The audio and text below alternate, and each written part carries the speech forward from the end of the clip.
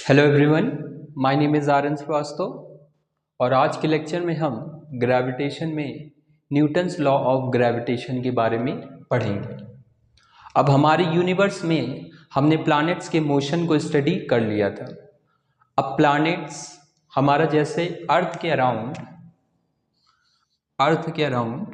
Moon orbit कर रहा है, तो मून ऑर्बिट कर रहा है किसी फिक्स्ड ऑर्बिट में, और अर्थ भी हमारा किसी ऑर्बिट के अराउंड रिवॉल्व करता है। सन के अराउंड हमारा अर्थ रिवॉल्व करता है, तो यहां पे हम इलिप्टिकल ना मान के सर्कुलर कंसीडर कर सकते हैं। तो अब ये मून है हमारा, स्पेस में क्या इस पे कोई एक्सटर्नल फोर्स लग रहा है? स्पेस में हमारा यूनिवर्स के सराउंडिंग में कोई भी मीडियम प्रेजेंट नहीं है। मून के आसपास अगर एयर होगी तो कुछ डिस्टेंस बाद खत्म हो जाएगी। जैसे अर्थ में हमारे पास एटमॉस्फेयर होता है, कुछ हाइट बाद एटमॉस्फेयर की लेयर खत्म हो जाती है। यहाँ पे भी कुछ लेयर तक एटमॉस्फेयर है। अब इस एटमॉस्फेयर के बाहर क्या इस पे कोई फोर्स लगा रहा है? मून हमारा वैसे भी बहुत लार्ज ऑब्जेक्ट है, तो वो जो एयर है वो भी बहुत कम, तो हम एयर की वजह से फोर्स को, कि एयर हमारा रिस्पॉन्सिबल नहीं है मून को धक्का देने में। अब हमारा यूनिवर्स में स्पेस में कोई भी पार्टिकल नहीं प्रेजेंट है जो इस पे धक्का लगा पाए, बट ये हमारा रिवॉल्व कर रहा है। अगर इस पे सपोज अब ये हमारा क्या कर रहा, मूव कर रहा है, तो ये सीधा क्यों नहीं जा रहा है? इन सभी केसेस को हम डिस्कस करेंगे। तो हुआ क्या, जब हमारा मून बना तो हम सबसे पहले हम अर्थ को देखते हैं सन के अराउंड। तो जब अर्थ क्रिएट हो रहा था तो हमारा क्या था, एक धीरे धीरे पत्थर डेंस होना चालू हुआ था, डेंसिटी इसकी इंक्रीज करी थी, और यहाँ पे ग्रेविटेशनल पुल की वजह से ये सारे मॉलिक्यूल्स क्या थे, क्लोज थे। उसी ग्रेविटेशनल पुल को हम डिस्कस करेंगे। तो अभी के लिए मान लेते हैं कि ये अर्थ हमारा सीधा जा रहा है, मान लेते हैं कि सीधा जा सकता है अगर यहाँ पे सन नहीं है। तो स्टार्टिंग में क्या हुआ, ये हमारा कंप्लीटली रेस्ट में था नहीं। स्टार्टिंग में जब भी हमारा बिग बैंग हुआ और धीरे धीरे जब अर्थ का फॉर्मेशन हुआ तो ये हमारा मूव कर रहा था। अब हमें न्यूटन्स लॉ से पता है कि अगर कोई बॉडी मूव कर रही है उसे स्टॉप करने के लिए हमें एक्सटर्नल फोर्स की ज़रूरत पड़ेगी। तो ये कौन से इनर्शिया में है? Inertia of motion.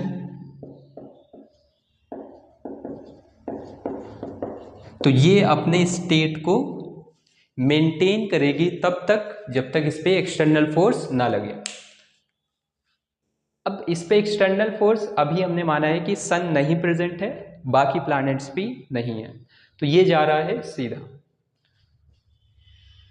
अब इसका मूवमेंट तो आ गया, तो ये जाना चाहिए था सीधा। अब इसके पाथ में डिफ्लेक्शन आ रहा, अर्थ के पाथ में डिफ्लेक्शन आ रहा है क्योंकि सन का इस पे इन्फ्लुएंस हो रहा है। सन का हमारा मास बहुत ज़्यादा है, इसलिए सन अर्थ को ज़्यादा इन्फ्लुएंस करेगा as compare to other planets. दूसरे प्लैनेट्स का भी इस पे इफेक्ट पड़ेगा, पर हम सन की वजह से देखेंगे क्योंकि सन हमारा अर्थ के कंपैरिजन में बहुत लार्ज मास है। अब हमें पता है कि अर्थ हमारा धीरे धीरे क्या हो रहा है, इसका पाथ सर्कुलर ऑर्बिट कंसीडर कर रहे हैं, इसका पाथ सर्कुलर ऑर्बिट जैसा दिख रहा है। मतलब यहाँ पे क्या लग रहा है, इसके पाथ को चेंज करने के लिए कौन सा रिस्पॉन्सिबल है? एक फोर्स रिस्पॉन्सिबल होगा। जैसे ये हमारा मार्कर है, ये हमारा मार्कर है। अब हम इसको घुमा रहे हैं, अगर ऊपर सीधा ले जा रहे हैं तो हमारा कुछ नहीं हो रहा। हम क्या कर रहे हैं, इस पाथ में रख दिया। अब हम धीरे धीरे क्या कर रहे हैं, अंदर की तरफ टाइम के साथ साथ इसको नीचे की तरफ ला रहे हैं। तो फोर्स हम अंदर की तरफ अप्लाई कर रहे हैं। दूसरा क्या एग्जाम्पल है, एक स्टोन को अगर हम थ्रेड से टाई करें और इसको घुमाएं तो हमारा पाथ कैसा दिखेगा, सर्कुलर। मतलब इस डायरेक्शन में इस पे कोई फोर्स लग रहा है, और फोर्स कौन लगा रहा है, हमारा ये आदमी। यहां पे अंदर की तरफ फोर्स कौन लगा रहा है, सन लगा रहा है।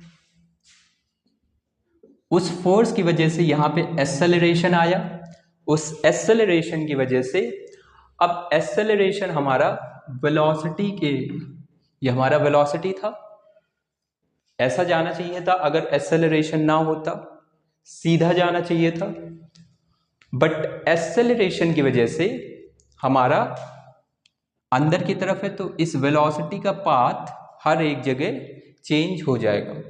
सर्कुलर पाथ में इस एक्सेलरेशन को हम क्या बोलते हैं, सेंट्रीपिटल एक्सेलरेशन।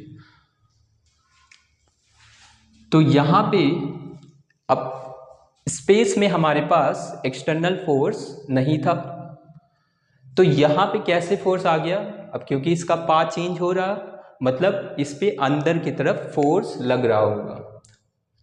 और यही फोर्स है हमारा, ये जो हम न्यूटन्स लॉ ऑफ ग्रेविटेशन ने बताया कि दो प्लैनेट्स या फिर दो बॉडीज, दो मासेस एक दूसरे पर अट्रैक्टिव फोर्स अप्लाई करते हैं, उसी अट्रैक्शन फोर्स को हम वैल्यू फाइंड कर सकते हैं कि सन हमारा अर्थ पर कितना फोर्स लगा रहा है, उसको हम डील करेंगे। तो ये तो था हमारा कॉन्सेप्ट कि अगर इसका पाथ चेंज होना है तो एक्सेलरेशन अंदर की तरफ होना चाहिए, या फिर फोर्स हमारा परपेंडिकुलर डायरेक्शन में होना चाहिए to the direction of motion. देखते हैं अब हम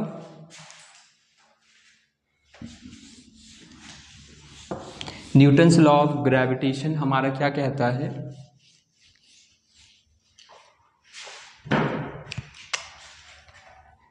कि अगर हमारे पास दो मासेज हैं m1 और m2, और ये दोनों कुछ r डिस्टेंस पर हैं,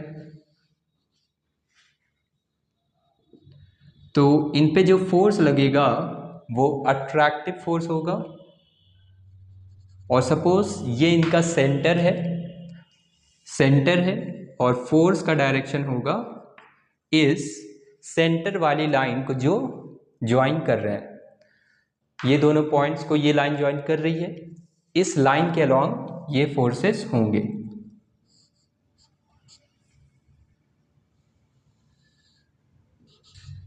ये हमारा फोर्स F। अब फोर्स हमने सेम क्यों लिखा है, क्योंकि कोई भी बॉडी हमारा थर्ड लॉ को फॉलो करना चाहिए। अगर हमने फोर्स अप्लाई किया है तो बैक में भी रिएक्शन फोर्स सेम रहेगा। तो जितने फोर्स से ये वाली बॉडी इसको अट्रैक्ट कर रही है, उतने ही फोर्स से m2 भी m1 को अट्रैक्ट करेगा। इस फोर्स की वैल्यू आती है हमारे पास, ये जो फोर्स है ये डिपेंड करता है product of masses and inversely proportional to r square. तो इसको सॉल्व करने पे वैल्यू आता है g m1 m2 बाई, और ये ग्रेविटेशनल फोर्स है कैसा, ये दोनों मासेस लगा रहे हैं, एक्सटर्नल फोर्स नहीं है। इस सिस्टम में ये फोर्स कैसा है, इंटरनल फोर्स है।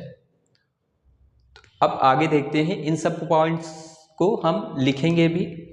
g का वैल्यू आता है हमारे पास, g को बोलते हैं यूनिवर्सल ग्रेविटेशनल कांस्टेंट। इसकी वैल्यू पूरे यूनिवर्स में सेम मानी जाती है, ये हमारा किसी भी मीडियम पर डिपेंड नहीं करता है, does not depend on medium.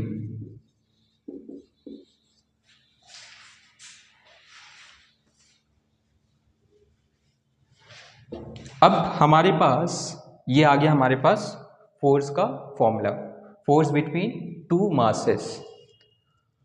अब यहाँ पे इंपॉर्टेंट बात क्या है कि ये फॉर्मूला हमारा तभी वैलिड है पॉइंट मासेस के लिए, ओनली वैलिड फॉर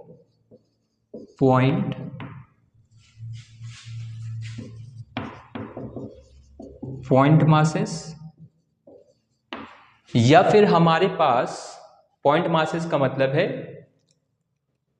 जो अगर ये डिस्टेंस है, डिस्टेंस इनके रेडियस के कंपैरिजन में ज्यादा हो, या फिर एकदम ही हमारे पास पॉइंट मासेस हो, पॉइंट मासेस जिनका वॉल्यूम नेग्लिजिबल हो, वो भी बोल सकते हैं। और दूसरा क्या है, और radius of spheres is smaller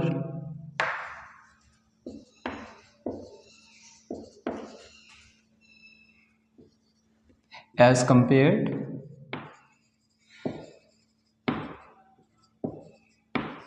to distance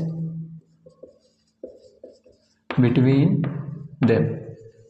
simply लिख सकते हैं r जो है वो हमारा बहुत कम होना चाहिए क्या, स्मॉल r से। r क्या है, इन मासेस का रेडियस, कैपिटल R है इन मासेस का रेडियस। अब जैसे हमारा सन और अर्थ है, ये दोनों मासेस हमारे पास, दोनों मासेस तो हैं और वॉल्यूम भी बहुत ज़्यादा है, बट यहाँ पे डिस्टेंस हमारा दोनों के बीच में डिस्टेंस ज़्यादा हो जाता है, इसलिए वहाँ पे हम ये फॉर्मूला अप्लाई कर सकते हैं। अब ऐसा नहीं है कि हम इन दो मार्कर्स के बीच का फोर्स इस फॉर्मूले से फाइंड कर दें, तो वो हमारा गलत हो जाएगा और दिख भी रहा है। अगर हम अप्लाई करने भी जाएंगे तो भी हमारा वैल्यू क्या आएगा, नेग्लिजिबल आएगा, लेकिन हमारे लिए ये फॉर्मूला वैलिड नहीं है। इसका भी मेथड है फाइंड करने के लिए, उसको हम देखेंगे, पहले इतना नोट कर लें।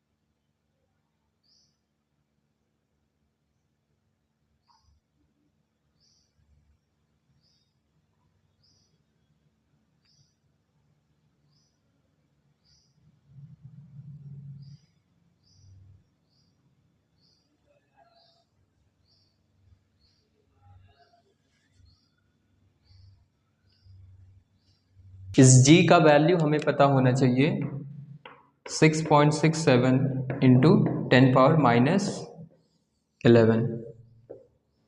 बाकी हम यूनिट्स फाइंड कर सकते हैं इस फॉर्मूले से। कितना आ जाएगा, न्यूटन मीटर स्क्वायर पर केजी स्क्वायर। इसका डायमेंशन हमारे लिए इंपॉर्टेंट है, डायमेंशन हमें पता होना चाहिए, फाइंड कर सकते हैं यहां से।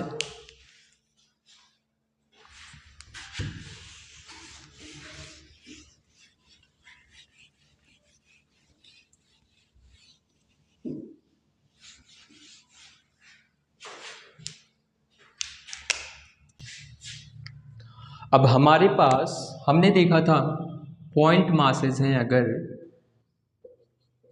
जिसमें हमने इनका रेडियस को कंसीडर नहीं किया था।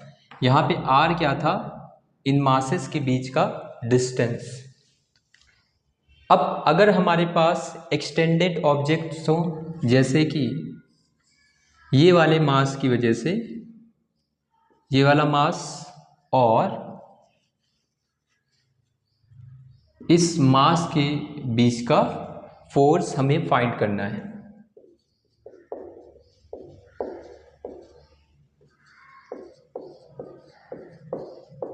तो अब यहाँ पे प्रॉब्लम क्या है सबसे बड़ी, मासेस तो हमें पता है, डिस्टेंस हम क्या लेंगे। अब ये सिमेट्रिकल फिगर तो है नहीं कि हम इसका सेंटर एक कंसीडर कर सके, तो यहाँ पे हम क्या करेंगे, छोटे छोटे मासेस कंसीडर करेंगे। एक छोटा सा मास लिया डीएम, डीएम और इसके बीच का डिस्टेंस ले लेते हैं हम आर। डीएम और इस एम के बीच का हमने डिस्टेंस ले लिया आर। तो अब यहाँ पे फोर्स में वेरिएशन कैसा आएगा, G M D M by M1 M2 by R square. ये तो आया एक छोटा सा फोर्स DF। अब अगर हमें ओवरऑल फोर्स फाइंड करना है तो हमें क्या करना पड़ेगा, इंटीग्रेशन का यूज़ करना पड़ेगा, क्योंकि यहाँ पे अलग अलग मासेस, ये DM1 ये DM2, इसकी वजह से आएगा जो भी आए, R2 डिस्टेंस आएगा तो GM/DM अपॉन R2 स्क्वायर हो जाएगा। उसी तरह नंबर ऑफ एलिमेंट्स हमारे आएंगे, तो सभी को हमें क्या करना पड़ेगा, सम करना पड़ेगा। छोटे छोटे एलिमेंट्स की वजह से जो भी फोर्स आए उन सबको हमने सम किया, तब हमारा आ जाएगा फोर्स का वैल्यू। तो उस सम को हम इंटीग्रेशन से रिप्लेस कर सकते हैं। तो यहाँ पे फोर्स आ गया हमारे पास इस छोटे से मास की वजह से GM/DM बाई आर स्क्वायर, इनका इंटीग्रेशन। इसका हम एक डिराइव भी करेंगे, एक एग्जाम्पल भी देखेंगे इस केस का यूज़ करने के लिए। अभी सिर्फ इसे नोट कर लें।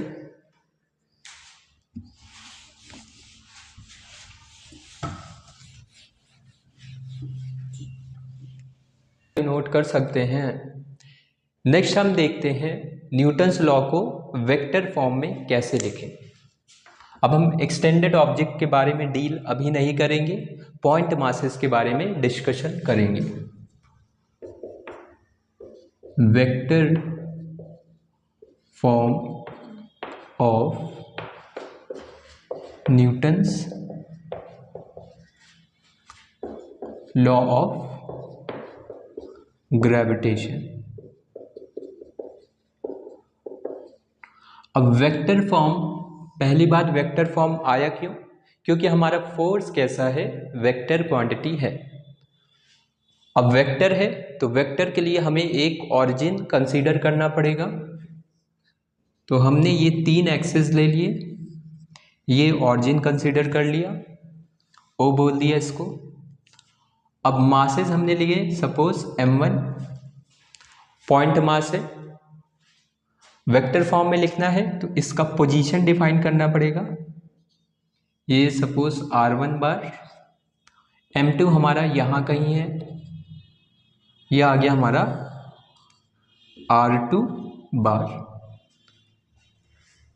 अब इनको ज्वाइन करने वाली लाइन के अलोंग हमारा फोर्स लगता है, फोर्स इनको ज्वाइन करने के लिए अलोंग लगता है।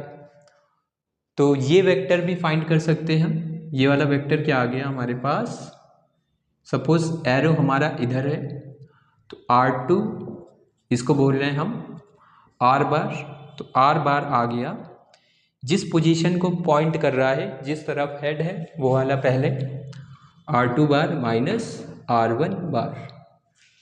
इसको हम वेक्टोरियली भी ऐड कर सकते हैं, कैसे, R1 bar plus R bar equal to R2 bar होना चाहिए। तो ये तो आ गया हमारे पास R बार के बारे में।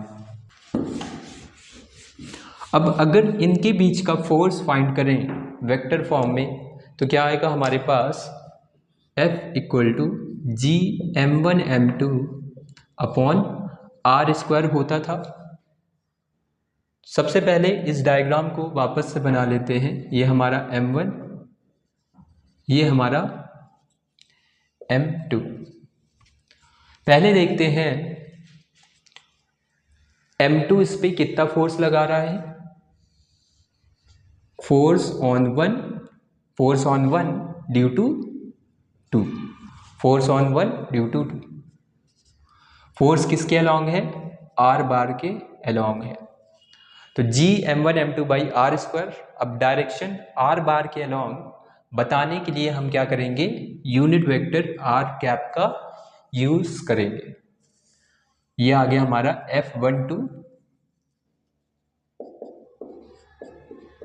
बार। अब आर कैप को हम लिख सकते हैं, यहां पे आर स्क्वायर क्या है? इन दोनों के बीच का डिस्टेंस, मतलब मैग्नीट्यूड ऑफ आर बार को हमने लिया है आर।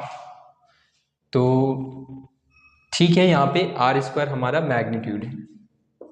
यहाँ पे मैग्नीट्यूड डिनोट भी कर सकते हैं आर स्क्वायर। तो G m1 m2 unit vector क्या होता है? आर बार अपॉन इसका magnitude upon R bar whole square. तो ये दोनों मिलके हो गया हमारे पास क्यूब। तो G m1 m2 upon R cube into R bar. अगर यहाँ पे कंफ्यूजन हो तो हम यहाँ पे आर स्क्वायर भी लिख सकते हैं। ये हमारा अंडरस्टूड है कि ये हमारा मैग्नीट्यूड है। यहाँ पे ब्रेक कर सकते हैं, तो जैसा भी प्रोसीड करना चाहें। तो यहाँ पे कंफ्यूजन हटाने के लिए मैंने आर स्क्वायर लिख दिया है। यह आ गया force on one due to 2। Vector form में हमें पता चल गया ये फोर्स किसके अलोंग आ रहा? आर के अलोंग।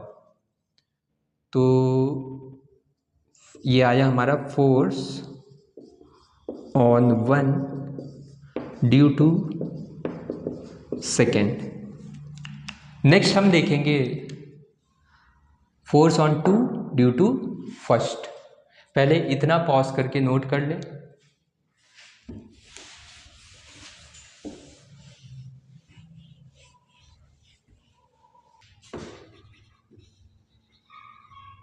आर बार हमारा इस डायरेक्शन के अलोंग था, आर बार हमारा उस डायरेक्शन के अलोंग था।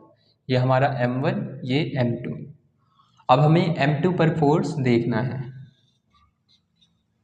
इस डायरेक्शन में आएगा force on 2 due to 1। m1 इसको अट्रैक्ट कर रहा होगा अपनी तरफ। तो फोर्स ऑन 2 ड्यू टू 1, हमें फॉर्मूला पता है जी m1 m2 बाई इन दोनों के बीच का डिस्टेंस कितना है? आर स्क्वायर, इस आर बार का मैग्नीट्यूड। अब हमें वेक्टर फॉर्म में लिखना था, तो हम यूनिट वेक्टर यूज करेंगे आर कैप। अब फोर्स हमारा, फोर्स और आर बार कैसे हैं? आर बार अगर इस डायरेक्शन में है तो फोर्स हमारा अपोजिट डायरेक्शन में है। अपोजिट डायरेक्शन में है मतलब यहाँ पे डायरेक्शन को शो करने के लिए हमें निगेटिव साइन का यूज करना पड़ेगा। तो माइनस आर कैप आ गया। जी m1 m2 माइनस को ले लेते हैं बाहर, आर स्क्वायर, आर कैप को लिख सकते हैं R bar upon magnitude of R bar. Magnitude of R bar हमारा कितना था? आर। तो G m1 m2 upon R cube into R bar. तो F21 वेक्टर फॉर्म में हमारा आ चुका है। इस इक्वेशन को अगर हम फर्स्ट लिखते, इस इक्वेशन को अगर हम सेकेंड लिखते, यहाँ पे अगर ध्यान से देखें तो फोर्स हमारा आर बार के अपोजिट डायरेक्शन में है। निगेटिव साइन क्या शो कर रहा कि आर बार के अपोजिट डायरेक्शन में ये फोर्स एक्ट कर रहा है। यहाँ पे आर बार के अलोंग है। इन दोनों इक्वेशन से अगर हम देखें from 1,2 F21 bar equal to minus of ये पूरा value GM1 M2 R bar upon R³ किसके इक्वल है? F12 के। F12 तो F21 is negative of F12। इसका मतलब क्या है? हमारे पास ये फोर्स कैसा है? मैग्नीट्यूड दोनों का सेम है, यहाँ पे मैग्नीट्यूड दोनों का वही है, बस निगेटिव साइन वहां पे आ गया है। मैग्नीट्यूड सेम है बट डायरेक्शन अपोजिट है। सो सेम मैग्नीट्यूड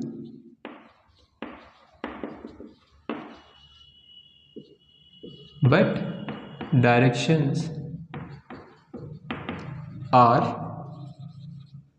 अपोजिट, या फिर लिख सकते हैं same magnitude but opposite to each other. तो अगर एक एक्शन फोर्स है तो दूसरा उसका रिएक्शन फोर्स है। तो ये हमारा एक्शन रिएक्शन फोर्स बन रहा है, एक्शन रिएक्शन पेयर बन रहा है। अगर ये वाला इसे अट्रैक्ट कर रहा है तो इसका रिएक्शन फोर्स इस पे लगेगा, जिसकी वजह से M2 भी M1 को अट्रैक्ट करेगा। Thus Newton's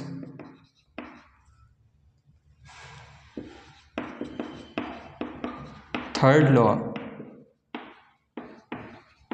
is obeyed। Note कर सकते हैं इतना।